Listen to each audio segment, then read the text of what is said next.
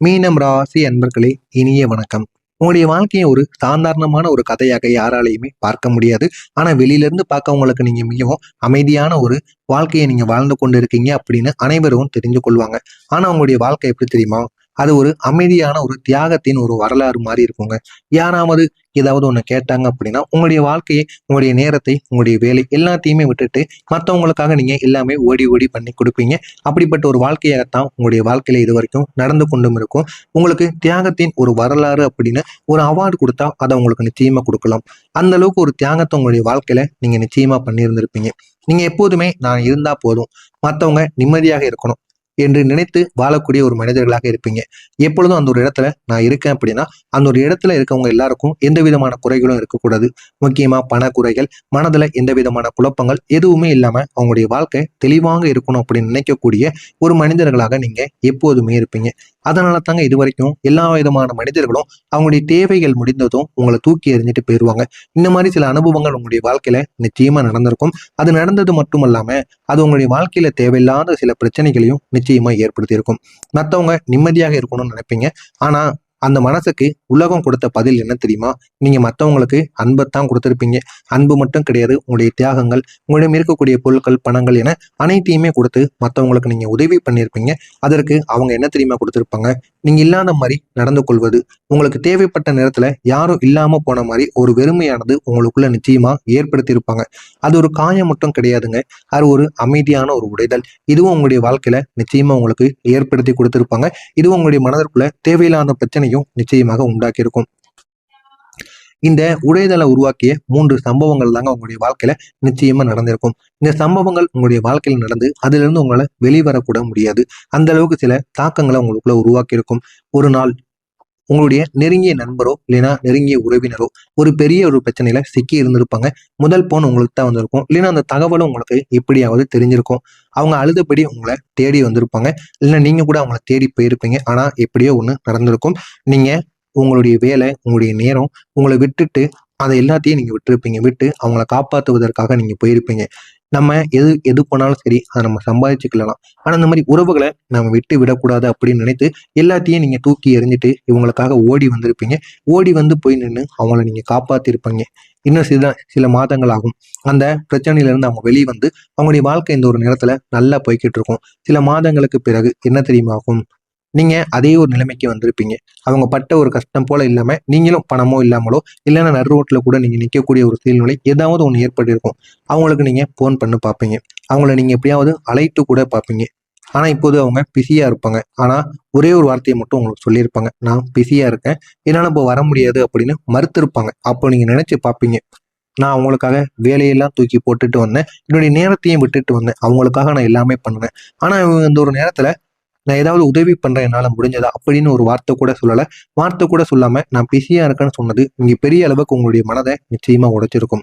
இந்த ஒரே ஒரு தருணம் தாங்க உங்களுக்கு நான் அவங்க வாழ்க்கையில இருந்தேனா என்ற ஒரு கேள்வியை உங்களுக்கு நிச்சயமா உங்களுக்குள்ள உருவாக்கி இருக்குங்க. இந்த மாதிரி ஒரு வாய்ப்பு, இந்த மாதிரி ஒரு செயல் உங்களுடைய வாழ்க்கையில நிச்சயமா ஒரு நாள்ல நடந்தே இருக்கும். ஆமாவா இல்லையா அப்படிங்கிறத நீங்க கமாண்ட் வாயிலாக கூறுங்க. இன்னொரு நாள்ல என்ன தெரியுமா நடந்திருக்கும்? குடும்பத்துல ஒரு பெரிய ஒரு சிக்கல் ஒண்ணு ஏற்பட்டிருக்கும். யாரும் கவனிக்காத ஒரு இடத்துல நீங்க அமைதியாக அதை சரி செஞ்சு கொண்டு இருப்பீங்க. ஆனா அது யாருக்குமே தெரியாது. அந்த சிக்கலை வெளியே சொன்னா எல்லாருமே பயந்துருவாங்க. நம்ம குடும்பமும் குடும்பத்தோட மானமும் போயிரும் அப்படிங்கிறதுக்காக அந்த ஒரு சிக்கலை நீங்க சரி செஞ்சு கொண்டு இருப்பீங்க. யாரும் கவனிக்காத ஒரு நேரத்துல நீங்க சரி செய்வீங்க. அமைதியாக பண்ணி கொண்டு இருந்திருப்பீங்க. எல்லாம் நன்றாக முடிஞ்சிருக்கும். அந்த ஒரு சிக்கலை நீங்க தீர்த்தே முடிச்சிருப்பீங்க. ஆனா அந்த புகழ் வேறு ஒருவருக்கு சென்றிருக்கும். உங்க குடும்பத்தில் இருக்கக்கூடிய உங்களுடைய உறவினருக்கு வேறு ஒருத்தவங்களுக்கு சென்றிருக்கும். ஆனா அந்த ஒரு புகழ் உங்களுக்கு தேடி வந்திருக்காது. இது உங்களுடைய வாழ்க்கையில தேவையில்லாத ஒரு பிரச்சனையை நிச்சயமா உங்களுக்குள்ள ஏற்படுத்தியிருக்கும். நீங்க பார்த்து கொண்டே இருப்பீங்க. அந்த அமைதி தாங்க உங்களுடைய கண்ணீராக மாறி இருக்கும். ஏன் இந்த ஒரு அமைதி ஏற்படுது, எதற்காக ஏற்படுதுன்னு உங்களுக்கே தெரியாது. இருந்தாலும் அந்த ஒரு அமைதி உங்களுடைய வாழ்க்கையில நிச்சயமா ஏற்பட்டு அது உங்களுடைய வாழ்க்கையில கண்ணீராக நிச்சயமா வெளியே வரும். இந்த மாதிரியும் ஒரு நாள் உங்களுக்கு நிச்சயமா ஏற்படுத்தியிருக்கும். இன்னொரு நாள் 3வது நாளா என்ன தெரியுமா நடந்திருக்கும்?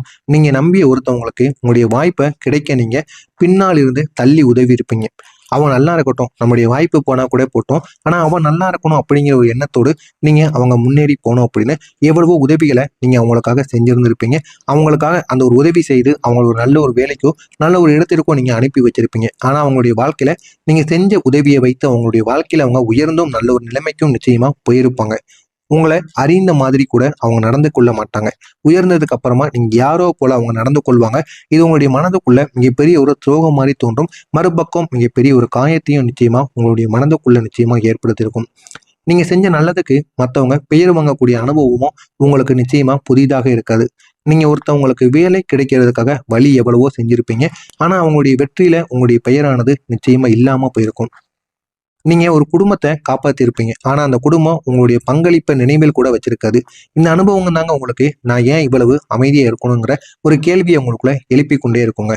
ஒரு சிறிய தவறு கூட உங்களிடம் நிச்சயமாக ஒரு பெரிய குற்றமாக மாறிய ஒரு தருணங்கள் நிச்சயமாக இருந்திருக்கும். ஒரு நாள் நீங்க ஒரு விஷயத்த தவற விட்டிருப்பீங்க. அது பெரிய விஷயமா உங்களுக்கு கூட இருக்காது. ஆனாலும் சிலர் அதையே பிடிச்சுக்கிட்டு உங்களை முழுவதுமாக குறை சொல்ல ஆரம்பிச்சிருப்பாங்க. அந்த ஒரு தருணத்துல நீங்க எதுவும் பேசாம அமைதியா இருந்திருப்பீங்க. ஆனா உங்களுடைய உள்ளுக்குள்ள நான் இவ்வளவு செய்தது எல்லாம் யாருக்கு தெரியாதாங்கிற ஒரு வழி உங்களுடைய மனதிற்குள் இருந்து கொண்டே இருக்குங்க. இருந்து உங்களை இன்னும் காயப்படுத்தி கொண்டே இருக்கும். நீங்க எப்போதுமே எல்லாத்தையும் சரி செய்யணும்னு நினைக்கக்கூடிய ஒரு மனுஷங்க. பிறருடைய வாழ்க்கையில சீராக்க முயற்சி செய்வீங்க. ஆனா அந்த ஒரு முயற்சியில உங்களுடைய வாழ்க்கையை நீங்க கவனிக்க மறந்திருப்பீங்க. ஒரு நாள் நீங்க அதை உணர ஆரம்பிப்பீங்க.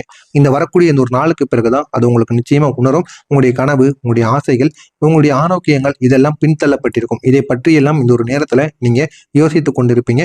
ஆனா இப்பொழுது யோசித்து என்ன செய்ய? இதெல்லாம் உங்களுடைய வாழ்க்கையில நடந்துருச்சு. நான் இது வரைக்கும் கூறியது உங்களுடைய வாழ்க்கையில நடந்திருக்கா இல்லையா அப்படிங்கிறத கமெண்ட் வாயிலாக கூறுங்கள்.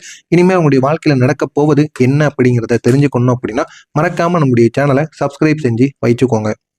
இனி வரக்கூடிய இந்த ஒரு நாளுக்கு பிறகு உங்களுடைய வாழ்க்கையில ஒரு அமைதியான ஒரு திருப்பம் ஆரம்பமாகும். ஆனா அந்த ஒரு திருப்பம் யாருக்குமே தெரியாது. ஏன் உங்களுக்கு கூட தெரியாது. எப்படி அந்த ஒரு திருப்பம் ஏற்பட்டு நம்முடைய வாழ்க்கை எப்படி உயர்ந்தது அப்படின்னு உங்களுக்கே தெரியாம நீங்க முழிப்பீங்க. அந்த அளவுக்கு ஒரு மாற்றம் நிச்சயமா உங்களுடைய வாழ்க்கையில ஏற்படும். அது ஒரு பெரிய சத்தமில்லாத ஒரு மாற்றமாக இருக்கும். நீங்களே ஆச்சரியப்படுவீங்க அதை பார்த்து. ஆனா மிகவும் ஆழமான ஒரு மாற்றமா இருக்கும். நீங்க இதுவரை அதிகமா யோசிக்கக்கூடிய ஒரு நபராக இருப்பீங்க. அதிகமாக யோசித்தாலும் பல வாய்ப்புகளை நீங்க இழந்திருப்பீங்க. சில வாய்ப்புகளை நம்ம எப்படி பயன்படுத்தணும், அதை எப்படி செஞ்சா நல்லா இருக்கும்னு அதற்காக நீங்க இவ்வளவோ யோசிச்சு எவ்வளவோ நீங்க ப்ரிப்பேர் பண்ணியிருப்பீங்க. இருந்தாலும் அந்த வாய்ப்புகள் உங்க கையை விட்டு நிச்சயமா நழுவி இருக்கும். இனிமே நீங்க யோசிக்காமலே உங்களுடைய உள்ளம் சொல்வதை கேட்டு நீங்க முடிவு எடுப்பீங்க. இது வரைக்கும் நீங்க யோசிச்சு யோசிச்சு எடுத்த முடிவுகள் எல்லாம் உங்களுடைய கையை விட்டு நிச்சயமா சென்றிருக்கும். ஆனா இனிமே நீங்க எடுக்கக்கூடிய முடிவுகளை நீங்க மற்றவங்களை பத்தி யோசிக்காம உங்களை பத்தி நீங்க யோசிச்சு எடுங்க. அது உங்களுடைய வாழ்க்கையை நிச்சயமா உயர்த்தி கொடுக்கும். உதாரணமா சொல்லணும் அப்படின்னா உங்களுக்குன்னு ஒரு புதிய ஒரு வேலை வாய்ப்பு நிச்சயமா வந்திருக்கும். நான் இதை செய்ய முடியுமா அப்படின்னு ஒரு செய்ய முடியுமா அப்படின்னு உங்களுக்குள்ள ஒரு பயமானது இருக்கும். அந்த பயத்தினால அந்த ஒரு வேலை மற்றவங்களுக்கு போயிருக்கும். செய்யவா வேண்டாமா அப்படின்னு யோசிச்சு கொண்டே இருந்திருப்பீங்க. அந்த ஒரு யோசனையால அந்த ஒரு வேலையோ அந்த ஒரு வாய்ப்போ மற்றவங்களுக்கு நிச்சயமா போயிருக்கும். ஆனா இந்த ஒரு நேரத்துல நீங்க பயப்படாம அதை ஏற்றுக்கொண்டு இருந்தீங்க அப்படின்னா உங்களுக்குள்ள ஒரு பெரிய ஒரு மாற்றம் நிச்சயமா ஏற்படுத்திருக்கும். ஒரு புதிய உறவு வந்தா கூட சந்தேகப்படாம நீங்க அனுபவிக்கணும். அவங்க கூட சேர்ந்து நீங்க வாழ கத்துக்கிடணும். அவங்க கூட சேர்ந்து நீங்க ஊரை சுத்த அந்த மாதிரி சில விஷயங்கள்ல நீங்க ஈடுபட்டுக்கணும். ஆனா அவங்கள போட்டு நீங்க சந்தேகப்படக்கூடாது. எடுத்த உடனே அவங்க நீங்க சந்தேகப்பட்டீங்க அப்படின்னா உங்களுக்கு தான் தேவையில்லாத ஒரு பிரச்சனைகளை நிச்சயமா உங்களுக்கு தள்ளாக்கப்படும். எனவே இந்த ஒரு மாற்றம் உங்களுக்கு எதிர்பாராத அளவுக்கு நிச்சயமா பலன்களை நிச்சயமா ஏற்படுத்தி கொடுக்குங்க. நீங்க எப்போதுமே பிறரை பத்தி கேட்டுக்கொண்டே இருப்பீங்க. ஆனா உங்களை பத்தி யாரிடமும் நீங்க சொல்லவே மாட்டீங்க. இனிமே உங்களுடைய வாழ்க்கையில ஒரு நபர் நிச்சயமா வருவார். அவர் முன்னிலையில் நின்று உங்களுடைய மனசை திறந்து பேசுவார். நீங்களும் உங்களோட இருக்கக்கூடிய குறைகள் உங்களை பத்தியும் நீங்க எல்லாத்தையும் நீங்க சொல்லுவீங்க. அந்த அளவுக்கு உங்களுடைய வாழ்க்கையை மாற்றக்கூடிய ஒரு நபராக இருப்பார். இன்னும் சொல்லணும் அப்படின்னா நீங்க இவ்வளவு நாள் தாங்கி இருக்கீங்க என்று புரிந்து கொண்டு உங்களுக்கு ஒரு ஆதரவாக இருக்கக்கூடிய ஒரு மனிதராக நிச்சயமாக அந்த ஒரு மனிதரானது இருப்பார். அந்த ஒரு நபர் உங்களுடைய வாழ்க்கையில ஒரு திருப்பு முனையை கொண்டு வரக்கூடிய ஒரு மனிதராக இருப்பார். நீங்க செஞ்ச உழைப்புகளுக்கு இப்போது திருப்தியான ஒரு பலனை அந்த ஒரு மனிதர் மூலம் உங்களுக்கு நிச்சயமாக கிடைக்கும். அது ஒரு பெரிய ஒரு வெற்றியாக இல்லாம இருந்தாலுமே நான் செஞ்சது வீண் போகல அப்படிங்கிற ஒரு உணர்வு உங்களுக்குள்ள நிச்சயமாக கிடைக்கும். அந்த ஒரு மனிதரால மட்டும்தான் இதெல்லாம் உங்களுக்குள்ள நடக்கும். அந்த ஒரு உணர்வு தாங்க உங்களை மீண்டும் உயிரோடு உங்களை நிக்க வைக்கும். அந்த அளவுக்கு ஒரு பெரிய மாற்றம் நிச்சயமா உங்களுக்கு கிடைக்கும். ஆனா இன்னொரு நாளுக்கு பிறகு உங்களுக்கு வரக்கூடிய மாற்றம் எப்படி தெரியுமா இருக்கும்? அது மெதுவாகத்தான் உங்களுக்குள்ள ஆரம்பிக்கும். ஆனா மிகவும் நிலையானதாக நிலைத்து நிற்கும். அந்த ஒரு மாற்றம் உங்களுடைய வாழ்க்கையை உயர்த்தக்கூடிய 5 முன்னேற்றங்களாக நிச்சயமாக மாறும்.